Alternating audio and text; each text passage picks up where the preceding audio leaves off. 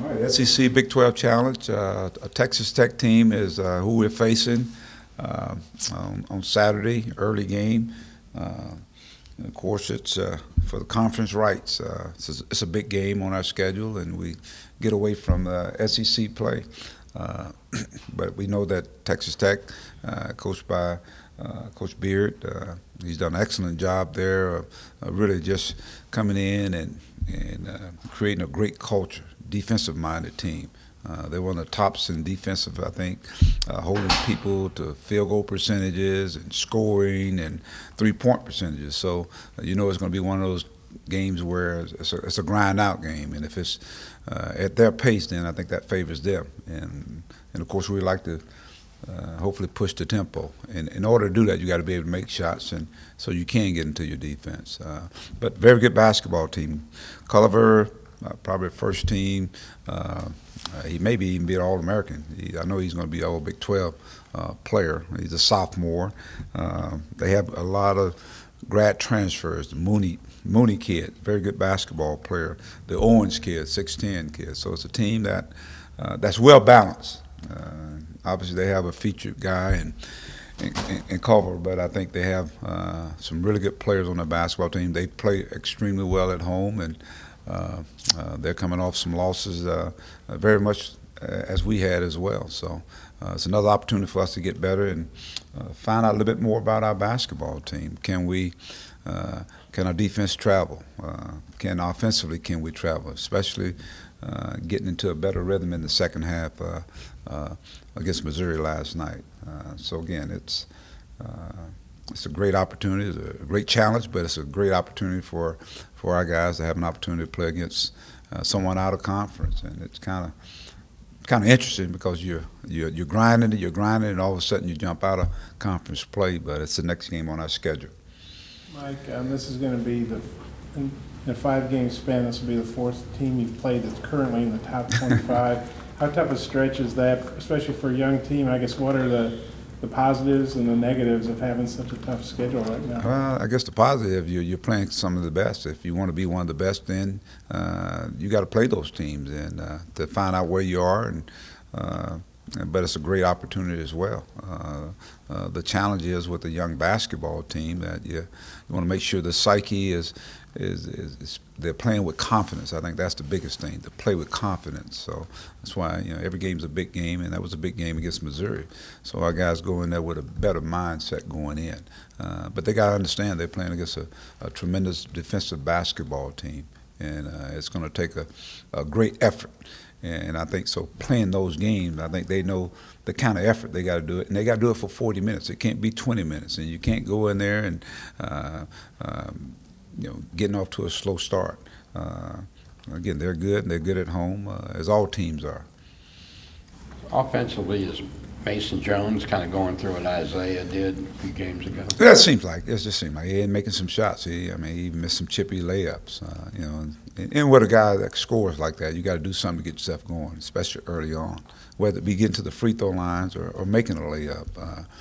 But he's doing some other things I think contribute, and just probably pressing a little bit. Next game, hopefully he'll show up for us because we'll need him to show up. I think Isaiah is starting to play. I said last night he's playing with a little bit more urgency. It seems like playing a little stronger now, and I think that's the maturity of this basketball team. You get more and more guys that are starting to play at the level that we hope they hope they would be playing. Reggie Chaney. You can see he's a guy that can play above the rim, and his activeness on defense and being able to score around the basket. And I think he ended up with like 3 or 4 assists last night. I'll tell you what, that means a lot for a team that likes to get up and down the floor when you got a forward of that caliber. I assume they're primarily a man-to-man team. I haven't seen them play like a little bit at K-State the other night, but what is it that makes their defense so good? I think their defense is, I think they call it a pack defense, where they pack it in there, and but at the same time they, according to scouting reports, they're going to get out to the shooters, and they're going to make it difficult, around the basket. So you got to be able to and they want a grind-out game. I think that's what they want. They want the pace to be in the 50s and the 60s, and that's where they're comfortable at. So that's. But I think defensively, I think they're really all engaged on the same page. Guys coming off the bench, same mindset, and they got some older guys on that team as well. It's really sounds like it's going to be hard to score against their set defense. What do you do to maybe create the turnovers and tempo you had last night, where you can get some fast break points? I play defense ourselves. I think play defense. I mean, get stops. I mean, play defense, get in passing lanes. We got some kids that I think they're great in open transition. We play transition basketball.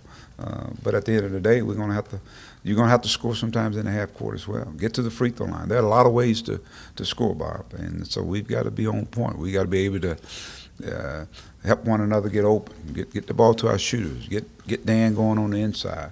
There's some advantage that we have, and we've got to take advantage of it. Is Daniel maybe the biggest advantage you have? I think he's one of them. I think his size and athletic ability, what he does, what he brings to the table. I think that's big. You know, open the floor up with him. We got some guys that can attack off the dribble.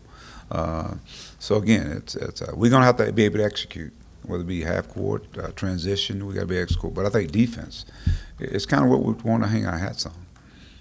They've lost 3 in a row. I mean, they're obviously a really good team. They've lost 3 in a row.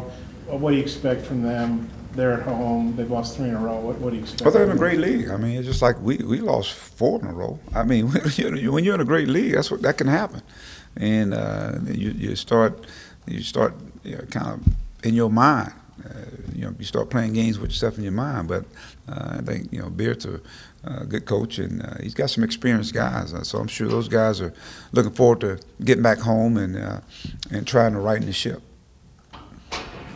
Chris Beard, Big 12, he spoke very highly. You said that you reached out to him when he got the UALR job, sent him texts when they had a great year, invited him to your golf tournament. I don't think he ever was able to make it, and he said he really appreciated that you sort of reached out to him, him being in a smaller school in the state. How would you describe your all's relationship? And I guess how come you decided to do that, to reach out to him like you did? I think he was coming in. I mean, he had a great track record. I think he coached Division II, I think.